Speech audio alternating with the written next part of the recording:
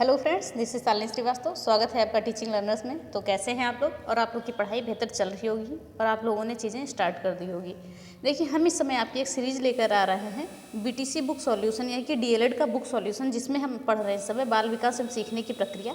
तो लगभग कुछ चैप्टर हमने इसमें पढ़ लिए हैं और कुछ चैप्टर हमें और भी पढ़ने हैं, तो उन चीज़ों को हम कंटिन्यू कर रहे हैं और सारी बुक्स को ऐसे ऐसे हम ख़त्म करेंगे, एजुकेशन की बुक्स को। और हम ये भी जानेंगे कि एजुकेशन की बुक का रोल हमारा यूपी टेट और सुपर टेट में क्या होगा, जितने भी टीचिंग एग्जाम है सब में क्या होगा। तो इसके लिए भी एक वीडियो बनाएंगे, वो रह जाती है वीडियो, उसका सिलेबस से कंबाइन करके वीडियो बनाना है।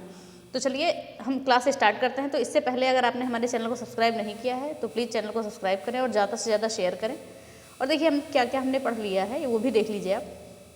हम बात करेंगे, हमने बाल विकास का अर्थ पढ़ लिया, बाल विकास की अवस्थाएं, शारीरिक विकास, मानसिक विकास, संवेगात्मक विकास, भाषा विकास, सृजनात्मक विकास, व्यक्तित्व का अर्थ एवं प्रकार पढ़ लिया है। आज हम पढ़ेंगे व्यक्तित्व परीक्षण के तरीके एवं समायोजन के उपाय। ठीक है, अगर देखेंगे, अगर ये छोटा हुआ तो व्यक्ति विभिन्नता भी हम पढ़ लेंगे, नहीं तो देखते हैं व्यक्तित्व ही खत्म करेंगे, व्यक्ति विभिन्नता हम कल खत्म करेंगे। ओके, तो चलिए आइए सीधे आते हैं हम चैप्टर पे। और ये क्लास जो है आपके लिए बहुत ही ज़्यादा महत्वपूर्ण है, ये आप समझ सकते हैं। अगर आपने देखा है तो ठीक है, अगर नहीं देखा है तो प्लीज़ देखिए, क्योंकि जब हम कंबाइंड वीडियो बनाएंगे तब आपको समझ में आएगा कि आखिर क्या चीज़ें चल रही है, क्या ज़रूरी है। जब एक साथ आपका बहुत हो जाएगा उसके बाद आपसे चीज़ें कवर नहीं हो पाएंगी। ओके, फिर अचानक कहीं वैकेंसी आएगी तो फिर दिक्कत हो जाएगा। चलिए अब हम यहाँ पर आते हैं व्यक्तित्व परीक्षण के तरीके, समायोजन एवं उपाय। यहाँ पर देखेंगे कि व्यक्तित्व परीक्षण के तरीके कौन कौन से होंगे। तो यहाँ हमें पढ़ना क्या क्या है, पहले ये देखिए व्यक्तित्व परीक्षण की विधियाँ पढ़ेंगे, समायोजन का अर्थ और समायोजन का उपाय। देखिए हम यहाँ पर सिर्फ रीडिंग कर रहे हैं, ठीक है, हम सिर्फ यहाँ पर रीडिंग कर रहे हैं। और जो चीज़ें एक्स्ट्रा चीज़ें हैं अगर बताने वाली होंगी तो यहाँ पर बताएंगे, नहीं तो जब हम आपको टॉपिक वाइज को बोर्ड पे कराएंगे तब कराएंगे। ठीक है, अब देखते हैं व्यक्तित्व समायोजन के तरीके, व्यक्तित्व परीक्षण के तरीके और समायोजन के उपाय। तो क्या कहा गया है, मानव विकास के साथ साथ उसके व्यक्तित्व का निर्धारण करना एक समस्या रही है। वर्तमान समय में संपूर्ण व्यक्तित्व का मूल्यांकन आवश्यक नहीं माना जाता है, बल्कि किसी प्रयोजन हेतु व्यक्तित्व का मापन आवश्यक है। अतः व्यक्तित्व मापन की विभिन्न विधियां अलग अलग प्रयोजनों से प्रयोग की जाती हैं। और व्यक्तित्व मापन की विधियां बहुत ज़्यादा पूछी जाती हैं आपके एग्जाम में, हर एक एग्जाम में पूछी जाती हैं। टीचिंग एग्जाम जहाँ भी आपका साइकोलॉजी पूछा जाता है, सब जगह व्यक्तित्व मापन की विधियाँ हमेशा आपकी पूछी जाती हैं। तो व्यक्तित्व मापन की मुख्यतः विधियाँ कौन कौन सी हैं? 3 प्रकार की विधियाँ हैं, आत्मनिष्ठ विधियाँ, वस्तुनिष्ठ विधियाँ और प्रक्षेपण विधियाँ। तो सबसे हम पहले क्या पढ़ रहे हैं, सबसे पहले हम पढ़ रहे हैं आत्मनिष्ठ विधियाँ। ठीक है, तो सबसे हम पहले पढ़ेंगे आत्मनिष्ठ विधियाँ। पहली विधि हमारी कौन सी है? आत्मनिष्ठ विधि या व्यक्तिगत विधि। Okay, subjective method. इन विधियों के माध्यम से हम व्यक्ति संबंधी सूचना उसी व्यक्ति से या उसके मित्रों अथवा संबंधियों से प्राप्त करते हैं। अगर पूछा जाए कि व्यक्तिगत या आत्मनिष्ठ विधि में किसके माध्यम से हम सूचना प्राप्त करते हैं, तो हम सूचना प्राप्त करते हैं या तो हम उसी व्यक्ति से सूचना प्राप्त करेंगे या तो उसके मित्रों से या संबंधियों से हम सूचना प्राप्त करेंगे। ठीक है, और इन विधियों के आधार पर उसके लक्षण, अनुभव, उद्देश्य, आवश्यकता, रुचियाँ और अभिवृत्तियाँ आदि होते हैं। तो इनमें किन किन चीज़ों को जानते हैं? उसके लक्षण को जानते हैं, अनुभव को जानते हैं, उद्देश्य को, आवश्यकता को, रुचियों को और अभिवृत्तियों को जानते हैं। इसके माध्यम से सभी सूचनाएं देता है, वह इसके माध्यम से सभी सूचनाएं देता है। इस विधि के अंतर्गत निम्नलिखित प्रविधियाँ आती हैं। अब देखिए आत्मनिष्ठ या व्यक्तिगत विधियों के अंतर्गत कौन कौन सी प्रविधियाँ आती हैं, तो देखिए क्या क्या आती हैं। ये आती हैं यहाँ पर आत्मकथा। तो पहले हम आत्मकथा को जानते हैं, फिर आगे आगे चीज़ें हम देखते चले जाएंगे। तो आत्मकथा में क्या है, चलिए देख लेते हैं कौन कौन सी जानी जाती है। आत्मकथा, व्यक्तिवृत्ति इतिहास विधि, साक्षात्कार विधि और सूची विधि या प्रश्नावली विधि। सारी विधियाँ इंपॉर्टेंट हैं, तो ये 4 विधियाँ यहाँ पर पाई जाती हैं। तो अब हम यहाँ पर देख लेते हैं आत्मकथा विधि किसे कहते हैं, ऑटोबायोग्राफी। चलिए, इस विधि के द्वारा अध्ययन किए जाने वाले व्यक्ति के व्यक्तित्व के गुणों को कुछ शीर्षक में बांट दिया जाता है। क्या होता है कि इस विधि का अध्ययन किए जाने वाले व्यक्ति के व्यक्तित्व के गुणों को कुछ शीर्षक में बांट देते हैं, जिसके द्वारा वह अपने अनुभवों, उद्देश्यों, प्रयोजनों, रुचियों और अभिवृत्तियों का विवरण के आधार पर निश्चित मनोवैज्ञानिक निष्कर्ष निकालता है। परंतु इस विधि में कुछ कठिनाइयाँ हैं। ठीक है, तो कुछ कठिनाइयाँ हैं और व्यक्ति के जो व्यक्तित्व को हम मापते हैं, तो यहाँ पर कुछ गुणों को कुछ शीर्षकों में बांटकर फिर उनकी व्यक्तित्व का परीक्षण करते हैं। तो दूसरी विधि हमारी क्या आ गई इसके अंतर्गत, आत्मनिष्ठ के अंतर्गत? तो दूसरी विधि हमारी है व्यक्ति वृत्ति इतिहास। तो इस विधि के अंतर्गत हम वंशानुक्रमीय एवं वातावरण संबंधी तत्वों का अध्ययन करते हैं जो व्यक्ति जीवन को प्रभावित करते हैं। यह विधि मुख्यतः रूप से आत्मकथा पर निर्भर करती है। इसमें विषयी के द्वारा बताए गए वृत्तांत के अतिरिक्त परिवार, इतिहास, आय, चिकित्सा पद्धति, पर्यावरण एवं सामाजिक स्थिति आदि से भी सूचनाएं एकत्रित की जाती हैं। यह विधि प्रायः असामान्य व्यक्तियों के अध्ययन के लिए प्रयोग की जाती है। तो अगर पूछा जाए व्यक्तिवृत्ति विधि किसके लिए प्रयोग की जाती है, तो असामान्य व्यक्तियों के लिए। ठीक है, फिर आगे क्या है, साक्षात्कार विधि। साक्षात्कार विधि क्या है कि इसमें साक्षात्कारकर्ता यानी कि जो इंटरव्यू लेता है व्यक्ति के विषय के आमने सामने, विषय यानी कि जो भी सब्जेक्ट होता है या कि जिसका हम लेते हैं उसके आमने सामने बैठकर बातचीत करते हैं। इसमें साक्षात्कार लेने वाले मनोविज्ञानी विषय के प्रेरकों, अभिवृत्तियों और लक्षणों का मूल्यांकन करते हैं। साक्षात्कार में विषय को प्रभावित, सम्मोहित और गुमराह करके उसकी वास्तविकता का पता लगाने का गुण होना चाहिए। फिर आगे हम बात करते हैं साक्षात्कार विधि होगी। फिर देखते हैं सूची विधि या प्रश्नावली विधि। ये भी आपकी बहुत ज़्यादा पूछी जाती है। इसमें विषयी के सामने एक प्रश्नावली प्रस्तुत की जाती है। विषयी यानी कि जो भी वक्ता होता है, ठीक है, जिस सब्जेक्ट होता है, जिसमें 100 से लेकर 500 तक प्रश्न होते हैं, याद रखिएगा, फैक्ट है। इसमें उत्तर हाँ या ना से संबंधित, नहीं से संबंधित रहते हैं। यह विधि व्यक्ति मापन में सबसे अधिक प्रयोग की जाती है। यह विषयी प्रश्नावली को पढ़ता है और अपने उत्तरों को स्पष्ट करता है। इसका प्रयोग व्यक्तिगत एवं सामूहिक रूप दोनों से किया जाता है। चलिए एक बार और देख लेते हैं। जो सूची विधि है, प्रश्नावली विधि है, तो सबसे पहले तो हम ये जानेंगे इसका प्रयोग व्यक्तिगत एवं सामूहिक दोनों तरीकों से करते हैं। और इसमें क्या होता है, इसमें प्रश्नों की संख्या लगभग 100 से 500 होती है। और ये क्या होते हैं, उत्तर यहाँ पर हाँ या ना में देने होते हैं बस, ठीक है। और ये व्यक्तित्व को मापने की सबसे अधिक उपयोगी विधि है, ये भी याद रखिएगा। अब हम देखते हैं दूसरी विधि, वस्तुनिष्ठ विधि आ गई। पहले हम आत्मनिष्ठ विधि के प्रकार को हमने पढ़ा है, अब हम पढ़ेंगे वस्तुनिष्ठ विधि। तो वस्तुनिष्ठ विधि क्या होती है ये हम जानेंगे। इसके भी प्रकार हैं कई, यानी ऑब्जेक्टिव विधि। ये विधियाँ इस तथ्य पर आश्रित हैं कि उसका प्रत्यक्ष व्यवहार अवलोकनकर्ता को कैसा लगता है। ये विधियाँ भी बुद्धि, रुचि और अभिरुचि को आधार मानकर क्रियाशील होती हैं। इसके प्रतिपादकों का विचार है कि व्यक्तित्व को समझने के लिए विषयी को जीवन के पर्यावरण में रख कर देखना चाहिए, ताकि उसकी आदतें, लक्षण और चारित्रिक विशेषताएं प्रकट हो सकें। वस्तुनिष्ठ विधि का प्रयोग विभिन्न विधियों की जो है विभिन्न विधियां निम्नलिखित हैं। तो ये चीज़ें हैं। देखिए इसमें क्या था, हाँ, इनकी विधियों को देख लेते हैं, फिर हम चीज़ों को देखने आगे। तो पहले सबसे पहले कौन सी है, नियंत्रित विधि। और दूसरी विधि क्या है आपकी, क्रम निर्धारण मापनी, ये इंपॉर्टेंट है। और फिर उसके बाद है क्या, हाँ, बस इसमें 2 ही विधियाँ पूछी जा रही हैं आपकी। और यहाँ से हमने जो जाना था, व्यक्तित्व की 3 मुख्य विधियाँ हैं, आत्मनिष्ठ, वस्तुनिष्ठ और प्रक्षेपण, ठीक है। चलिए अब देखते हैं वस्तुनिष्ठ विधियों के बारे में हम जानेंगे। ये हमने जान लिया, इसके प्रकार को जानते हैं। क्या है, नियंत्रित निरीक्षण विधि, ठीक है। इस विधि का प्रयोग मनोवैज्ञानिक प्रयोगशाला में ही संभव है, क्योंकि पर्यावरण एवं विषय को नियंत्रण में लेकर कार्य करना कठिन है। इसमें विषयी को कमरे में अकेला बैठाकर कोई कार्य करने के लिए दे दिया जाता है और उसके हाव भाव और प्रक्रिया का अवलोकन इस रूप से किया जाता है कि विषयी निरीक्षणकर्ता को देख ना सके, यानी चुपके से करते हैं, उसके हाव भाव पर नज़र रखते हैं और इस रूप से किया जाता है कि विषय निरीक्षणकर्ता को देख ना सके। वर्तमान समय में विषयी के व्यवहार को चलचित्र के माध्यम से भी नोट किया जाता है। इस प्रकार के संपूर्ण व्यक्तित्व का मूल्यांकन किया जाता है नियंत्रित विधि यानी कंट्रोल ऑब्जर्वेशन में, यानी कि जो भी ऑब्जर्वेशन करते हैं वो कंट्रोल में होता है, बस उस पर नज़र रखी जाती है, लेकिन सामने से लोग दिखाई नहीं देते हैं। फिर आगे हम बात करेंगे क्रम निर्धारण मापनी, रेटिंग स्केल इंपॉर्टेंट है आपके लिए। क्रम निर्धारण मापनी में गुणात्मक व्यवहार का अवलोकन किया जाता है। इसमें एक लंबी रेखा के नीचे खंडशः कुछ विवरणात्मक विशेषण या वाक्यांश लिखे रहते हैं। इसमें एक सिरे पर वाक्यांश की चरम सीमा होती है और दूसरे पर विपरीत गुणों की चरम सीमा होती है। क्रम निर्धारक मापनी पर लक्षणों को चिन्हित कर देते हैं, जिससे यह पता लग जाता है कि अमुक व्यक्ति में वह गुण किस सीमा तक मिलते हैं। तो ये क्या हो गया, क्रम निर्धारण मापनी हो गया। क्या था एक बार हम और जान लेते हैं। इसमें क्या होता है, गुणात्मक व्यवहार का अवलोकन किया जाता है, ओके। और फिर बात करते हैं कि इसमें एक लंबी रेखा के नीचे खंडशः कुछ विवरणात्मक विशेषण या वाक्यांश लिखे रहते हैं। इसके एक सिरे पर वाक्यांश की चरम सीमा होती है और दूसरे सिरे पर विपरीत गुणों की चरम सीमा होती है। क्रम निर्धारण मापनी पर लक्षणों को चिन्हित किया जाता है, जिससे यह पता लगाया जा सकता है कि अमुक व्यक्ति में कि वह गुण किस सीमा तक है। फिर लास्ट हमारा क्या है, प्रक्षेपण विधियाँ। पहली आत्मनिष्ठ, दूसरी वस्तुनिष्ठ और तीसरी क्या है, प्रक्षेपण विधि। तो इस विधि में क्या है, इन विधियों के माध्यम से विषयी अपने प्रतिचारों को आंतरिक लक्षणों, भाव दशाओं, अभिवृत्तियों और हवाई कल्पनाओं में पिरोकर कहानी के रूप में प्रकट करता है। इसके आधार पर उसके व्यक्तित्व का मूल्यांकन आसानी से किया जा सकता है। तो एक बार हम और देख लेते हैं प्रक्षेपण विधियाँ क्या हैं, नहीं प्रोजेक्टिव मेथड टेक्निक्स। इन विधियों के माध्यम से विषयी अपने प्रतिचारों को आंतरिक लक्षणों, भाव दशाओं, अभिवृत्तियों एवं हवाई कल्पनाओं में पिरोकर कहानी के रूप में प्रकट करता है और इसके आधार पर उसके व्यक्तित्व का मूल्यांकन आसानी से कर लिया जाता है।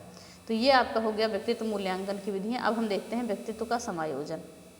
ठीक है, तो व्यक्तित्व का आप समायोजन देखते हैं। इसमें क्या है, तो मनुष्य एक सामाजिक प्राणी है, जो आप सभी जानते हैं। वह अंत समय तक समाज में ही रहना पसंद करता है, रहना चाहता है। जो भी कोई व्यक्ति है वो सामाजिक प्राणी है और वो समाज में ही रहना चाहता है। वह उसी समय अधिक प्रसन्न दिखाई देता है, जबकि वह स्वयं की रुचि, पसंद, अभिवृत्तियों वाले समूह को प्राप्त करता है। जब व्यक्ति अपने पसंद की समूह में होगा तभी उसे वो अधिक प्रसन्न दिखाई देगा।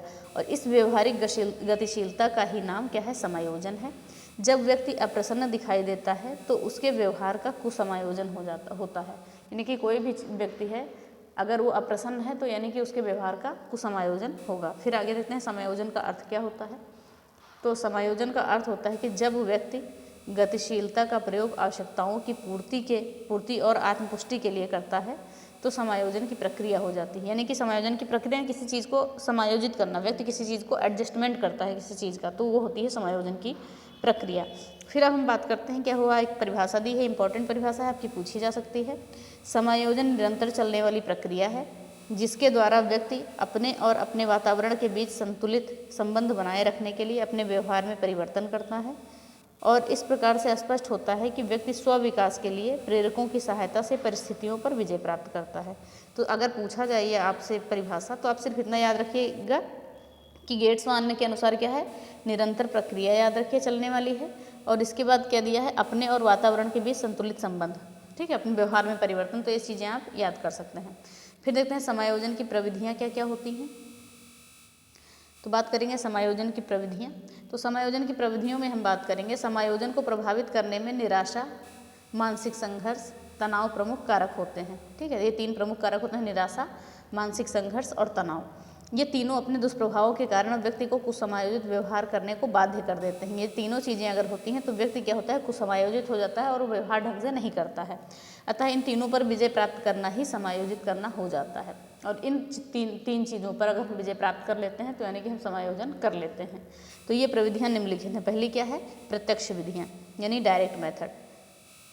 इसमें क्या है, जब व्यक्ति चेतनावस्था में रहकर समायोजन को स्थापित करने के लिए प्रयत्न करता है तो वे प्रत्यक्ष विधियों के अंतर्गत माने जाते हैं। इन उपायों को लागू करने में वह अपना विवेक, तर्क शक्ति, बौद्धिक क्षमता आदि का सहारा लेता है।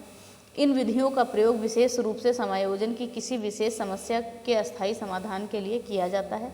इन उपायों के अंतर्गत निम्नलिखित विधियाँ आती हैं।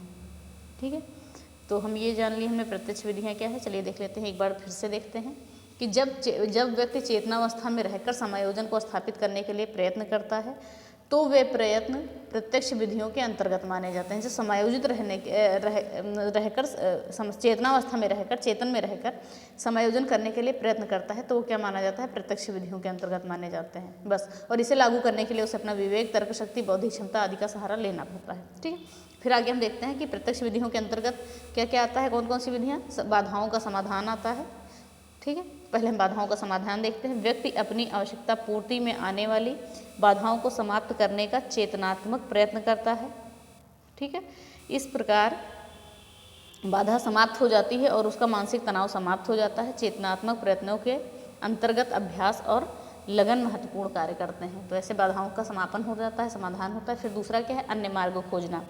जब कोई व्यक्ति अपने लक्ष्य की पूर्ति में उत्पन्न विभिन्न बाधाओं को किसी कारणवश दूर नहीं कर पाता है तो वह किसी अन्य मार्ग या हल को खोजना पड़ता है उसे, और इस प्रकार उसका मानसिक तनाव कम हो जाता है और वह समायोजन स्थापित कर लेता है। ठीक है, तो ये चीज़ें हो गई आपकी। फिर आगे हम देखते हैं तीसरा क्या है, फिर उद्देश्य में परिवर्तन करना। ये सब डायरेक्ट मेथड के अंतर्गत आपका आ रहा है। फिर क्या है, उद्देश्य में परिवर्तन। तो उद्देश्य में परिवर्तन की हम बात करेंगे। तो यहाँ पर क्या कहा गया है कि जब व्यक्ति अपने लक्ष्य एवं उद्देश्य में सफल नहीं हो पाता है और न ही उत्पन्न बाधाओं पर विजय प्राप्त कर पाता है, तो वह उस उद्देश्य को त्याग कर समानांतर उद्देश्य को ग्रहण कर लेता है। ये हो गया। फिर आगे देखते हैं विश्लेषण एवं निर्णय। तो जब मनुष्य व्यक्ति परिस्थितियों से घिर जाता है तो वह मानसिक संतुलन खो बैठता है और उसे लक्ष्य प्राप्त करने के लिए कोई उपाय खोजना पड़ता है। यह रास्ता परिस्थिति का सही विश्लेषण और उचित निर्णय करने पर निर्भर होता है। तो विश्लेषण का एवं निर्णय पर निर्भर होता है। ठीक है, तो ये हमारी होगी पहली प्रत्यक्ष विधि। अब हम दूसरी विधि पर आते हैं, अप्रत्यक्ष विधि पर। तो दूसरी विधि हमारी क्या है? इनडायरेक्ट मेथड, यानी कि अप्रत्यक्ष विधि है। तो इसमें क्या है? मानसिक सामान्यतया को बनाए रखने के लिए व्यक्ति को अचेतन क्रियाओं का भी सहारा लेना पड़ता है। ठीक है, अतः अप्रत्यक्ष उपाय वे हैं जिन्हें वह अचेतन रूप से अपनाता है और प्रत्यक्ष में चेतन रूप से अपनाना होता था। तनावपूर्ण परिस्थिति एवं दुख से बचने के लिए अप्रत्यक्ष उपायों का प्रयोग किया जाता है। इसको मनोवैज्ञानिक सुरक्षा प्रक्रियाएं भी कहते हैं, क्योंकि वे व्यक्ति के आत्मसम्मान की रक्षा करती हैं और उसका बचाव करती हैं। बचाव उस समय करती हैं जब वह निराशा के कारण चिंताग्रस्त होता है। तो अतः अप्रत्यक्ष विधियां निम्नलिखित हैं। तो ये सारी चीज़ें हैं, बस हम रीडिंग कर रहे हैं। यहाँ पर जो समझाने वाली चीज़ें होंगी वो हम आपको समझाएंगे। तो अप्रत्यक्ष विधियों के अंतर्गत देखिए क्या क्या चीज़ें आ रही हैं, बहुत सारी चीज़ें आएंगी। तो पहले हम सारी चीज़ों को बता देते हैं, फिर बताते हैं। अप्रत्यक्ष विधियों के अंतर्गत शोधन आएगा, पृथक्करण आएगा, प्रतिगमन, तादात्म्य, निर्भरता, युक्तिकरण, दमन, प्रक्षेपण, क्षतिपूरक विधियाँ, आक्रामक विधियाँ, क्षतिपूरक विधियाँ। तो तीसरा आपका कारण आ गया, प्रक्षेपण तक आएगा। समायोजन की तीसरी विधि क्षतिपूरक है और चौथी विधि क्या है? आक्रामक विधियाँ हैं। उसके बाद ये खत्म होगा। और ये जो सारे शब्द दिए हुए हैं अप्रत्यक्ष विधियाँ जो हैं ये आपकी पूछी जाती हैं कि किसके अंतर्गत क्या चीज़ें आती हैं, ऐसी चीज़ें पूछी जाती हैं। तो शोधन देखते हैं क्या होता है? सब्लिमेशन। तो शोधन जो है अचेतन मन की वह मानसिक प्रक्रिया है जिसके अंदर व्यक्ति की मूल संवेगात्मक शक्ति, आवश्यकताएं आदि को कृत्रिम पक्ष की ओर मोड़ दिया जाता है, जिसे समाज की स्वीकृति प्राप्त है। क्या है शोधन? शोधन में क्या होता है? शोधन अचेतन मन की वह मानसिक प्रक्रिया है जिसके अंदर व्यक्ति की मूल संवेगात्मक शक्ति, आवश्यकताएं आदि को कृत्रिम पक्ष की ओर मोड़ दिया जाता है, जिसे समाज की स्वीकृति प्राप्त है। दूसरा क्या है? पृथक्करण। पृथक्करण में क्या है?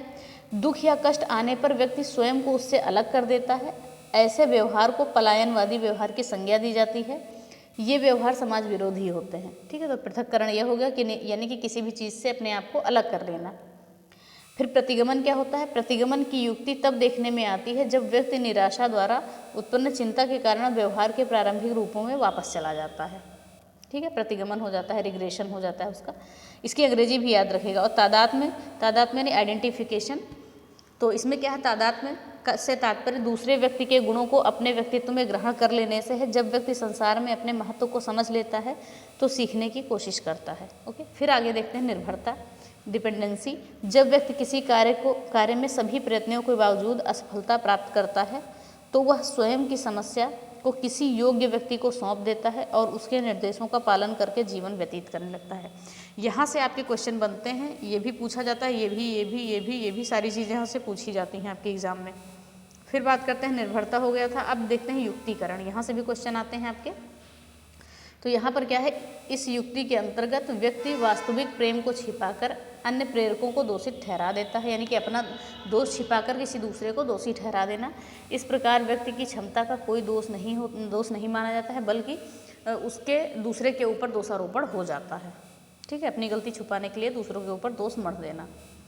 अब देखते हैं दमन क्या होता है। यहाँ से क्वेश्चन आपके बनते हैं, क्योंकि आपने अगर देखे होंगे तो क्वेश्चन यहाँ से आपने देखे होंगे। दमन यानी कि रिप्रेशन।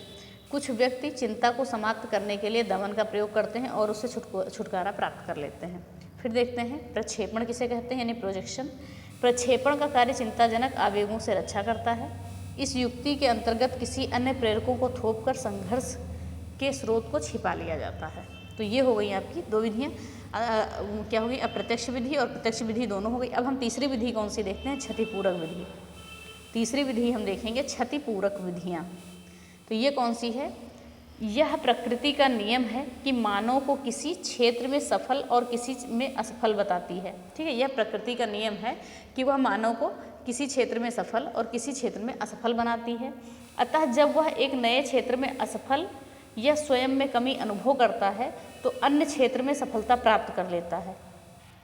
इस प्रकार उत्पन्न तनाव समाप्त हो जाता है और इस विधि को प्रत्यक्ष अप्रत्यक्ष दोनों ही इस विधि को प्रत्यक्ष एवं अप्रत्यक्ष दोनों ही विधियों में प्रयोग लाया जाता है। देखिए कहने का मतलब क्या है कि अगर व्यक्ति पढ़ाई में यहाँ पर सफलता नहीं पा रहा है, अगर उसे डांस में इंटरेस्ट है तो डांस में अपना कैरियर बना लेगा। कहने का मतलब यह है कि क्षति पूरक हो गई, पढ़ाई में जो क्षति हुई है वो उसने डांस में पूरी कर ली। कैरियर पढ़ाई में भी बनाना था, डांस में भी बनाना था, तो पढ़ाई उसे नहीं समझ में आई तो उसने डांस में अपना कैरियर बना लिया। तो ये ऐसी चीज़ों में हम समझ सकते हैं कि अगर व्यक्ति एक चीज़ में सफल नहीं हो पा रहा है तो दूसरी चीज़ में सफल होकर चीज़ों को सिद्ध कर देता है, और इसका प्रयोग प्रत्यक्ष और अप्रत्यक्ष दोनों विधियों में किया जाता है। तो आई होप आपको ये चीज़ें समझ में आई होंगी। फिर बात करते हैं आक्रामक विधियाँ। आक्रामक विधियों में क्या है? आक्रामक विधि से तात्पर्य व्यक्ति द्वारा उत्पन्न विरोधात्मक व्यवहार से है, जिसमें उसके द्वारा बाधा या रुकावट का आक्रामक व्यवहार के द्वारा सामना किया जाता है। इस विधि से व्यक्ति का मानसिक तनाव शिथिल होकर समाप्त हो जाता है। आक्रामक उपायों को प्रत्यक्ष व अप्रत्यक्ष दोनों रूपों से प्रयोग किया जाता है। प्रत्यक्ष आक्रामकता वह है जिसमें व्यक्ति उसी व्यक्ति या उसी वस्तु पर आक्रमण करता है जो उसके असंतोष का कारण होती है, और अप्रत्यक्ष आक्रामकता में ये होता है कि जिसमें व्यक्ति असंतोषजनक परिस्थिति में आक्रमण न करके अन्य ढंग से आक्रामक व्यवहार करके मानसिक तनाव को दूर करता है। देखिए यहाँ पर कहने का मतलब है कभी व्यक्ति जब आक्रामक हो जाता है तो दो तरीके से आक्रामक होता है, एक प्रत्यक्ष तरीके से होता है और एक अप्रत्यक्ष तरीके से होता है। तो जब वो प्रत्यक्ष तरीके से आक्रामक होता है तो उस वस्तु पर वार करता है, आक्रमण करता है जो उसके असंतोष का कारण होती है, और अप्रत्यक्ष में क्या होता है वह उस परिस्थिति में आक्रमण न करे, किसी अन्य ढंग से आक्रामक व्यवहार से मानसिक तनाव अपना दूर करता है। तो ये हमारा हो गया मानसिक तनाव भी खत्म। तो ये सारी चीज़। उसके बाद आता है व्यक्तिगत विभिन्नता, इसको हम पढ़ेंगे कल, और ये भी चैप्टर हमारा ज़्यादा बड़ा नहीं है। तो ठीक है, इसी के साथ हम ये क्लास ख़त्म करते हैं, और इस क्लास को ज़्यादा से ज़्यादा शेयर करिए। ठीक है, ज़्यादा से ज़्यादा शेयर करिए, लाइक करें और चैनल को सब्सक्राइब करें। साथ में बेल आइकन जरूर दबाइए, क्योंकि यहाँ से आपको नोटिफिकेशन मिलेगा। और आज आपको सिलेबस की वीडियो मिल जाएगी, यूपी टेट सिलेबस कंबाइंड, कि आपको डीएलएड की बुक क्यों पढ़नी चाहिए, क्यों ज़रूरी है आपके लिए। ठीक है, तो चलिए इसी के साथ ये वीडियो हम ख़त्म करते हैं। अगर वीडियो पसंद आए तो कमेंट जरूर करिएगा और लोगों तक शेयर करिएगा, क्योंकि आपका अगर यूपी टेट का मान लीजिए नोटिफिकेशन आ भी गया तो समय जल्दी नहीं दिया जाएगा, और यूपी टेट के बाद हो सकता है सुपर टेट भी आपको देखने को मिल जाए। तो निराशा में मत रहिए, आशाएँ जिंदा रखिए, उम्मीद जिंदा रखिए, तभी पढ़ाई होगी। और रेगुलर अगर नहीं बनेंगे तो एक साथ सारी चीज़ें समेटने में बहुत ज़्यादा दिक्कत होगी, ये आप समझ लीजिए। तो चलिए इसी के साथ हम वीडियो ख़त्म करते हैं। धन्यवाद, जय हिंद।